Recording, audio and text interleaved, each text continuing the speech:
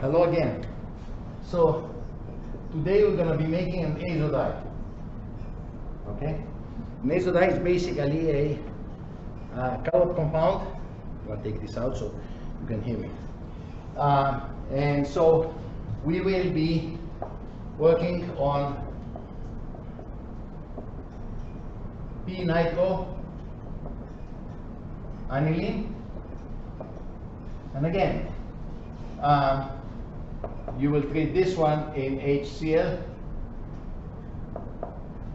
and NaNO2, which is called sodium. Notice that there is a 2 here, so it's called sodium nitrate. Right? Yes, not nitrate. And this one will give you, in one beaker, will give you this compound.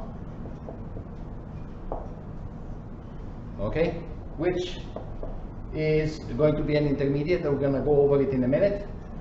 And then we will treat this one with this compound here. This is a naphthalene ring. So this is naphthalene, but there is an OH in the position 2. And so we can call it 2-naphthol, okay, or 2-hydroxynaphthalene, okay. And this one in base will give you this. Okay, so basically then that 2-naphthol and NaOH will give you this salt. Now, just to remember, what actually you learned from lecture is that carboxylic acid is a relatively stronger acid because its conjugate base is a weaker one due to resonance. Phenols with NaOH do react to give you the salt plus water. And again, the conjugate base here is a weaker, relatively speaking, base, not as weak as the salt of the carboxylic acid, because the resonance goes around the ring, which loses its aromaticity. But then, when we have an alcohol and the NaOH, there is no reaction. And the reason for that, the conjugate base of the alcohol is much stronger because there is no delocalization, and the R group intensifies the negative charge on the oxygen. So relatively speaking, in terms of strength of bases, this is the strongest base, conjugate base, followed by this one, followed by this one, which means that this one is a stronger acid than this one and this one. Okay, so basically this is what is going to happen. We're going to mix these two together, and you will end up with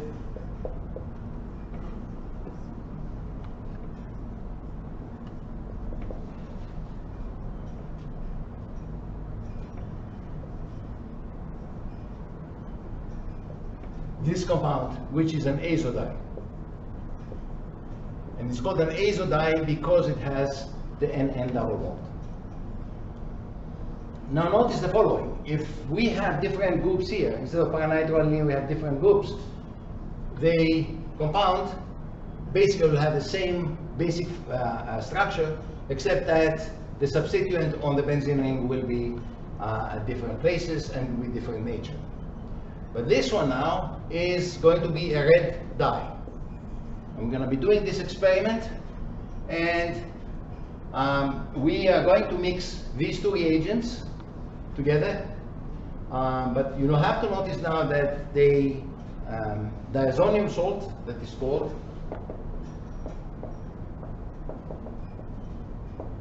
is a rather easy to decompose material, and we'll have to keep that in ice. So what we're going to be doing then is the following. Okay, so we're going to take a little bit of sodium nitrite,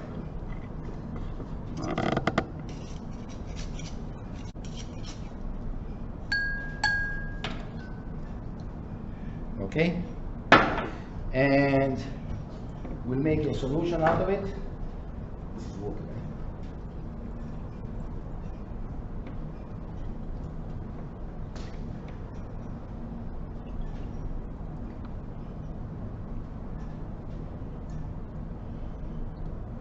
Okay, and we'll add a little bit of hydrochloric acid, but this one we have to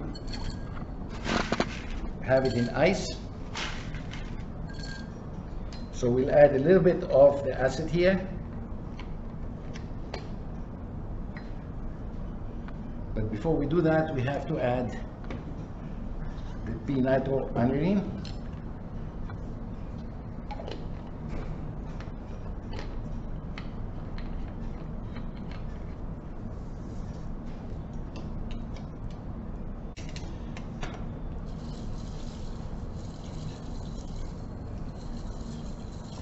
Okay, and then we'll add a little bit of the acid. So NaNO2 with HCl will give you HNO2, which is a very unstable acid. With a little bit of that. Okay. So that will cool the solution. So now what I have here is p-nitroaniline in sodium nitrite, and then in another container use 2-naphthol, approximately a little bit of it, and we will add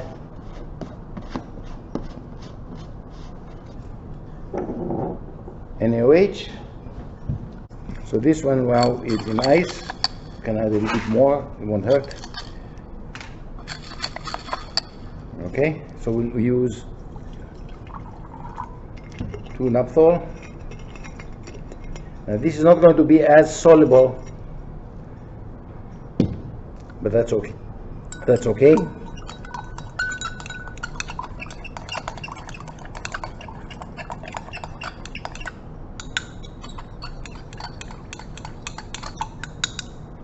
And what we're going to be doing now is we're going to take a piece of cloth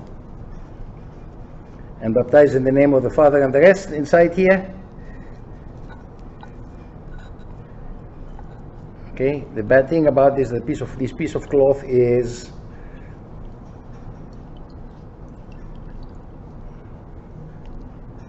not made out of cotton. So we squeeze it, make sure that, do it one more time just to be on the safe side.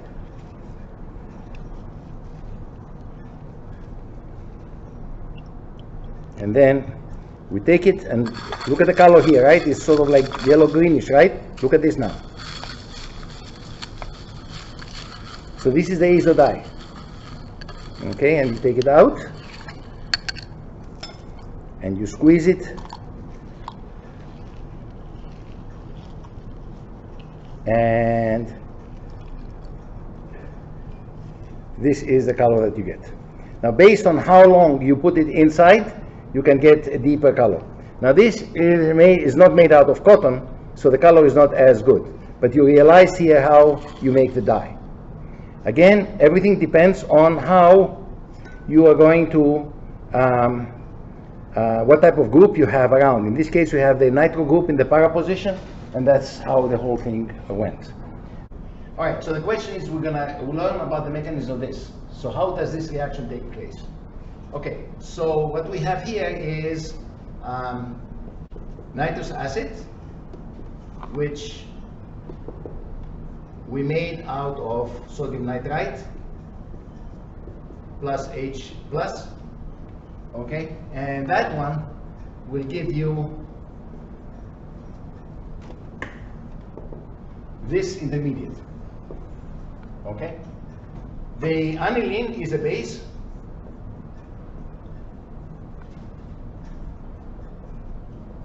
so it will attack and open up and will give you this.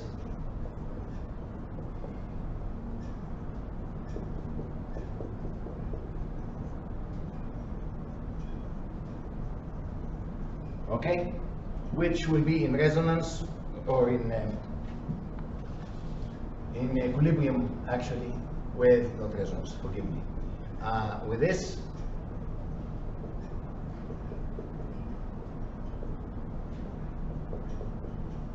which will be in resonance with this,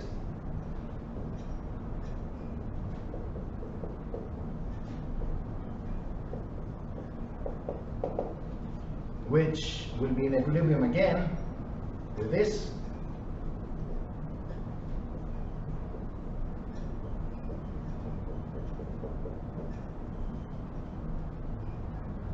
okay? And then the pair of electrons here comes in here and knocks water out to give you the diazonium salt.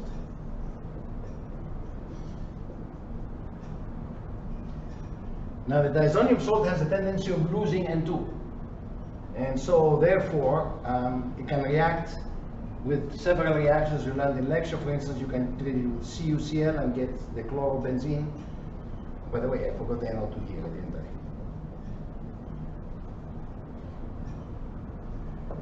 And you can react with CuCN and you make benzonitrile, etc., etc. But when you have a situation like this, we are going to mix it with this reagent.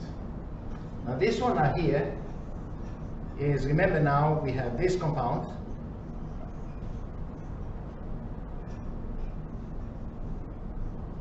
lunaphthol, which is in resonance with this,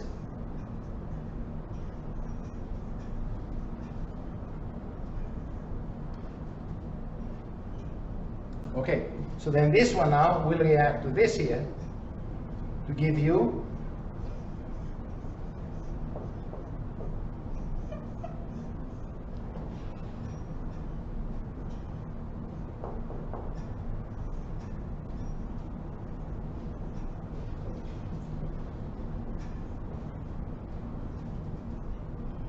okay, that's a keto form. In general, we learned that enols are more unstable than the keto form.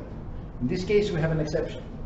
Keto form, again, is usually more stable than the enol form. And so, but in this case, this is a keto, right? So what we do then is we have an enol form, and then we end up in the enol form,